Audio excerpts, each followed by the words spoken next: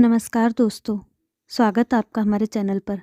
गाड़ी जब सेक्टर की उस तंग सी गली में रुकी तो निधि के हाथों की मेहंदी अभी भी गीली थी, पर दिल एकदम सूख चुका था। घूंघट के भीतर से बाहर की दुनिया धुंधली दिख रही थी, जैसे किसी ने उसकी आंखों पर पर्दा डाल दिया हो। कल तक वह नोएडा में निधि बेटा थी, आज बहू बन गई थी। कबीर ने दरवाज़ा खोलते हुए धीमे से पूछा, घबरा रही हो? निधि ने घूंघट के भीतर से ही सिर हिला दिया। आवाज़ नहीं निकली, निकलती भी तो शायद रो पड़ती। सब ठीक हो जाएगा। कबीर ने उसकी उंगलियां हल्के से दबाई। मैं हूं ना? निधि को लगा, हाँ तुम हो, पर तुम्हारी दुनिया में मैं अभी नहीं हूँ। बाकी सब तो तुम्हारे अपने हैं। घर के दरवाजे पर सुधा जी खड़ी थी, चमकती हुई साड़ी, तेल से चिकने बाल और हाथ में आरती की थाली। उनके चेहरे पर मुस्कान थी, पर वो वैसी नहीं थी जो आंखों में उतरती है। आ गई बेटा, उन्होंने कहा, पर लहजे में बेटा से ज़्यादा परीक्षार्थी का एहसास था।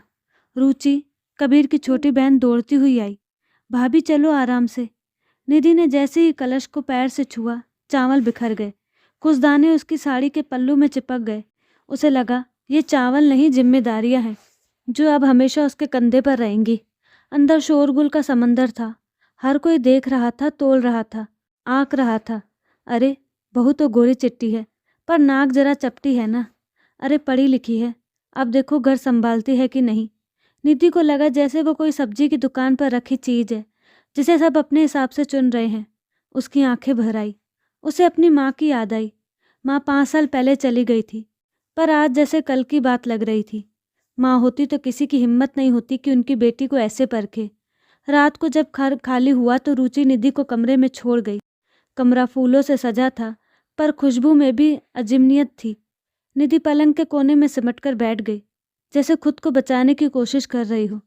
थोड़ी देर में कबीर आया। उसने दरवाजे की कुंडी हल्की सी खिसकाई। ताला नहीं लगाया, जैसे कह रहा हो ये कैद नहीं। पानी लाऊं? उसने पूछा। निधि ने बस सिर हिला दिया। कबीर पानी लेकर आया। गिलास उसके हाथ में रखते हुए बोला, निधि देखो, मुझे पता है ये सब तुम्हारे लिए बहुत मुश्किल है। इतने लोग, इतने सवाल, इतनी नज़रें, पर धीरे धीरे सब ठीक हो जाएगा। निधि की आंखें छलक आई। मुझे माँ की बहुत याद आ रही है।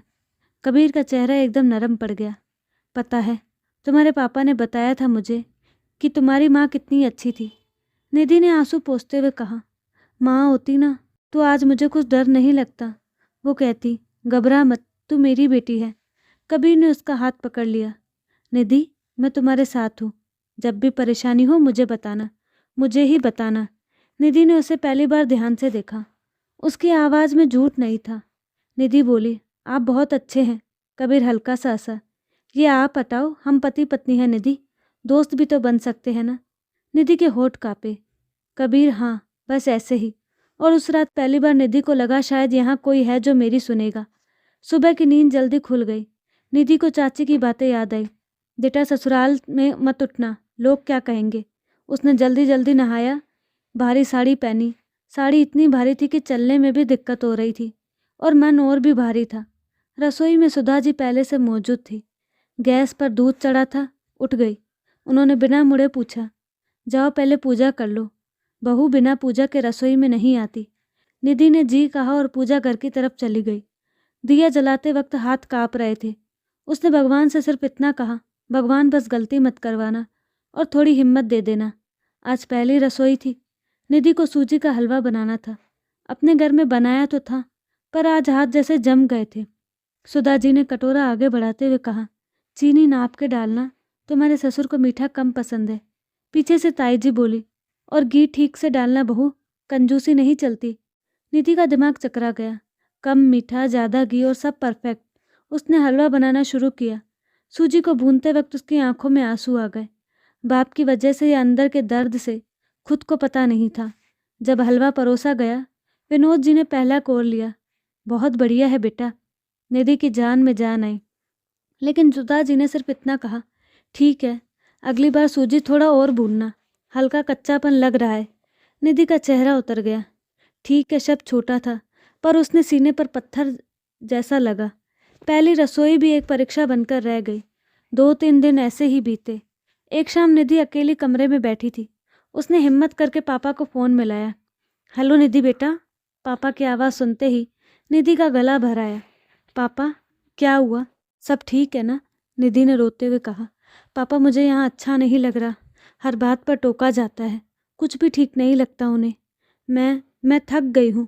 उधर से लंबी सांस आई। बेटा, मुझे पता है ये आसान नहीं, पर तुझे थोड़ा वक्त देना होगा। नया घर, नए लोग, सबको एक दूसरे को समझने में वक्त लगता है। पर पापा, निधि सिसकने लगी, माँ होती ना तो मुझे समझाती। अब कोई नहीं है। पापा की आवाज़ भर्रा गई। बेटा, तेरी माँ हमेशा कहती थी, औरत को 2 बार मजबूत होना पड़ता है। एक बार जब वो घर छोड़ती है और एक बार जब वो नया घर बनाती है। तू मेरी बेटी है निधि, हिम्मत रख। और हाँ, अगर कुछ भी ज़्यादा हो जाए तो तू सीधा मुझे बोलना, मैं आ जाऊँगा। निधि ने आंसू पोंछे। नहीं पापा, अभी मत आना, बस रोज़ बात कर लिया करो। फ़ोन रखने के बाद निधि को थोड़ी राहत मिली, पर दर्द वही था, सीने में कहीं गहरे। 2 दिन बाद कबीर ने कहा, चलो नैनीताल चलते हैं, सिर्फ तुम और मैं। निधि की आंखों में हल्की चमक आई। सच? बिल्कुल। तुम्हें हवा चाहिए और मुझे तुम्हारी हंसी। नैनीताल में ठंडी हवाओं ने निधि का स्वागत किया। झील के किनारे बैठकर उसने पहली बार गहरी सांस ली।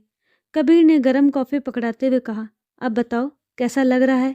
निधि ने मुस्कुराते हुए कहा, जैसे मैं फिर से खुद हूँ। कबीर ने उसका हाथ पकड़ लिया। निधि, घर में तुम सिर्फ निभा रही हो, मैं चाहता हूँ तुम जियो भी। तुम वो हो जो तुम हो, इसमें कोई गलती नहीं। निधि की आंखें भर आई, पर इस बार खुशी से। तुम बहुत अच्छे हो। कबीर ने फिर डांटा, और ये आप हटाओ। निधि हंस पड़ी। ठीक है तुम। 4 दिन बहुत जल्दी बीत गए। लौटते वक्त निधि का दिल फिर भारी हो गया। वापस वही घर, वही नियम, वही चुप्पी।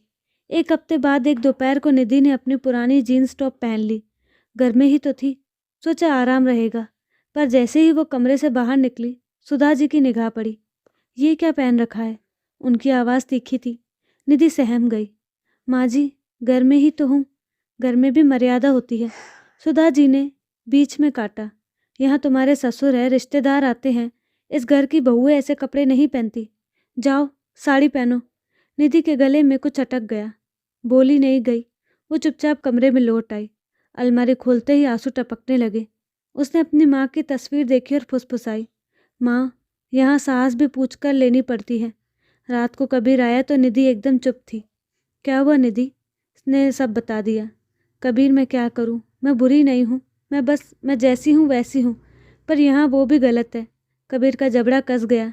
मैं माँ से बात करूँगा। अगली सुबह कबीर ने सुधा जी से बात की। माँ, निधि को घर के आराम से कपड़े पहनने दो ना। क्या हो गया? सुधा जी ने कपड़े तय करते हुए कहा, हो गया तो हो गया, बहू बनी है, कल जीन्स फिर शॉर्ट्स और क्या चलेगा। माँ, ये 2026 है। कबीर का स्वर ऊंचा हो गया। और ये घर 1990 से चल रहा है। सुधा जी ने पलटवार किया। मुझे मत सिखाओ कि कैसे चलाना है।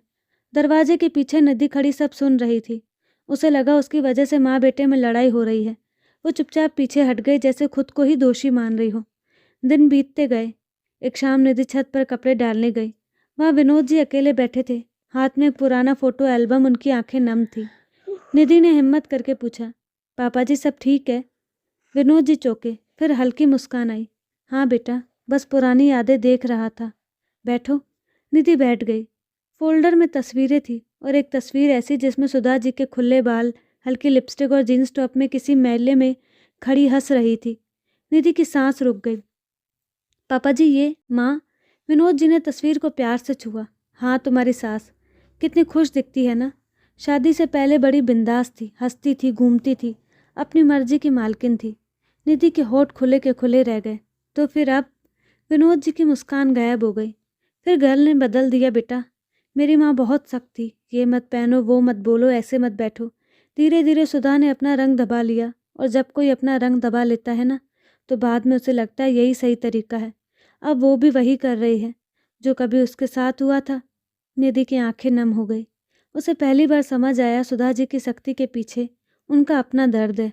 वो जानबूझकर बुरी नहीं है, बस डरी हुई है। 2 हफ्ते बाद निधि को तेज बुखार चढ़ गया। वो उठ नहीं पा रही थी। सुधा जी कमरे में आई तो निधि को कांपते देखा। उन्होंने माथे पर हाथ रखा। उनके चेहरे की सख्ती एक पल में पिघल गई। इतना बुखार? उन्होंने घबराकर कहा, कबीर को फ़ोन करती हूँ। निधि ने कमज़ोर आवाज़ में कहा। माँ जी, आप परेशान। चुप! सुधा जी ने माँ जैसी डांट लगाई। लेटी रहो। थोड़ी देर में सुधा जी खुद सूप बनाकर लाई। चम्मच से सूप पिलाते हुए उन्होंने कहा, तुम्हारी माँ होती तो यही करती ना, तो मैं भी वही कर रही हूँ। निधि का गला भर आया। माँ जी, सुधा जी ने उसकी बात काट दी। माँ जी मत बोलो, माँ बोलो, पराया लगता है। निधि के आंसू तकिए में समा गए।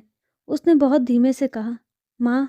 सुधा जी कुछ देर निधि के बालों पर हाथ फेरती रही, फिर धीरे से बोली, ठीक हो जाओ, बाद में जितना लड़ना है लड़ लेना। बुखार उतरने के बाद निधि ने एक दिन सुधा जी से कहा, माँ एक दिन छत पर पापा जी फ़ोटो दिखा रहे थे। सुधा जी का हाथ रुक गया। कौन सी फ़ोटो? जिसमें आप जीन्स में थी। निधि ने नरमी से कहा, आप बहुत खूबसूरत लग रही थी और बहुत खुश भी। सुधा जी की आंखें चमक गई। वो बहुत पुरानी बात है। पुरानी क्यों? निधि ने पूछा। आप अभी भी पहन सकती हैं, अगर आप चाहें तो। सुधा जी की आवाज़ काँप गई। यह घर? निधि ने बीच में कहा, यह घर आपका भी है माँ, सिर्फ परंपराओं का नहीं, आप भी इंसान हैं। कमरे में चुप्पी छा गई। सुधा जी ने साड़ी के पल्लू से आंखें पोंछी और धीरे से बोली, पता है, मुझे भी पहली बार यहाँ बहुत घुटन हुई थी। निधि का दिल धक्क से रह गया। सच? हाँ, सुधा जी ने सिर हिलाया। पर मैंने दबा लिया, सालों तक दबाया, और फिर वही दबाव आदत बन गए। निधि ने धीरे से उनका हाथ छुआ। तो हम आदत बदल सकते हैं न माँ? सुधा जी ने गहरी सांस ली। धीरे धीरे शायद उस रविवार निधि बाजार से एक पैकेट लेकर आई। सुधा जी के कमरे में जाकर बोली, माँ ये आपके लिए है। सुधा जी ने खोला। एक खूबसूरत नीला सलवार सूट हल्की कढ़ाई के साथ। मैं ये कैसे पहनूं? सुधा जी घबरा गई। जैसे मैं पहनती हूँ। निधि मुस्कुराई। बस आज पहनकर तो देखिए। सुधा जी ने झिझकते हुए पहन लिया। जब वो बाहर आई तो विनोद जी अखबार नीचे करके देखते रह गए। सुधा, उनकी आवाज़ भर आई, तुम बिल्कुल बिल्कुल पहले जैसी लग रही हो। सुधा जी ने नज़रें झुका ली। बस पुराने ज़माने की बात है। निधि ने हल्के से कहा। पुराने नहीं माँ, आपका अपना। उस दिन रात के खाने पर सुधा जी ने निधि से पूछा, तुम्हें कौन सी सब्जी पसंद है? निधि ने हैरानी से देखा। माँ मुझे भिंडी अच्छी लगती है, और आपकी बनाई दाल। सुधा जी ने हल्की झिड़की दी। दाल तो रोज़ बनती है, उसमें क्या खास है? पर उनकी तो आंखें कह रही थी, तुम्हारा पसंद करना ही खास है। कुछ महीने बीत गए। घर पूरी तरह नहीं बदला। कभी सुधा जी टोक देती, कभी निधि परेशान हो जाती। पर अब बीच में पुल बन गया था, बात करने का, समझने का, माफ़ करने का। एक शाम निधि बालकनी में खड़ी थी। नीचे वही गली, वही दूध वाला, वही बच्चे, पर आज सब अपना लग रहा था। कबीर पीछे आकर खड़ा हुआ। अब कैसा लगता है? निधि ने मुस्कुराकर कहा। अब लगता है मैंने घर नहीं खोया, बस एक और घर बना लिया है। कबीर ने उसके कंधे पर हाथ रखा। और माँ? निधि ने गहरी सांस ली। माँ भी शायद खुद को सीख रही है।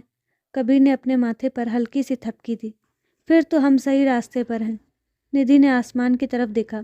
उसे लगा माँ कहीं दूर नहीं, बस भीतर बैठकर कह रही है, बेटा सब्र रख, रिश्ते पकते हैं, टूटते नहीं। तो दोस्तों, आपको कहानी कैसे लगी अपनी राय कमेंट बॉक्स में ज़रूर दें, और साथ ही हमारे चैनल को लाइक शेयर और सब्सक्राइब करना ना भूलें। धन्यवाद।